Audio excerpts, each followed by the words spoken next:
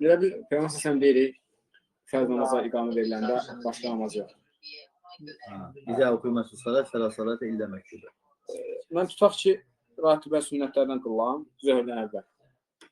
Mən tutaq ki, ikinci rükətin qiyamında iqamə verildi, namaz pozdum, qoşuldum. İkinci rükətin qiyamında, səhih. Pozdum, qoşuldum ki, fərz namaz. Mən indi o... Sən namazın afsız. Hədisi Peyğəmbər deyir, İzə oxuyması salat, fəla salatə illə məktubə. Əgər namaza iqamə olunursa, fərz namazından başqa namaz yoxdur. Fərzi bu desəydi ki, namaz yoxdur. Dayı, biz yazıq ki, onu davam edelim. Namaz yoxdur, yəni savab var, artıq namazı qıla bilərsən, yəni başlamısansa. Başqa yerə fırlatma olardı ki, iqamə olursa, başlamamısansa başlama. Buna aid, belə demək olardı. Amma orada deyir ki, Allah sorğulan, deyir ki, fərz namazından başqa namaz yoxdur. İstisna elədir, ancaq fərzi. Deməli, sənin namazın yoxdur. Bəzi alimlər deyirlər ki, namaz avtomatik batil olur. Əziz də yoxdur. Ancaq bəzi alimlər deyirlər ki, ikinci rükət təşəhhüdündəsənsə, təşəhhüddə oturmuşsansa, onda tamamlaya bilərsən. Təzdən qılmasın, hə? Ratibə sünnəni təzdən qılmasın, da yoxdur.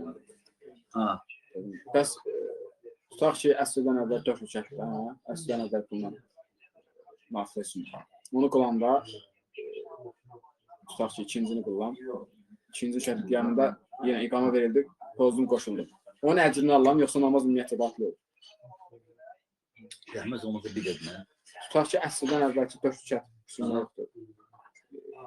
2 rükəti qılınan, tutaq ki, namaz qılanda, sünnənin birini qılanda, ikinci rükətin qiyamında olanda yenə əzan verildi fərzə.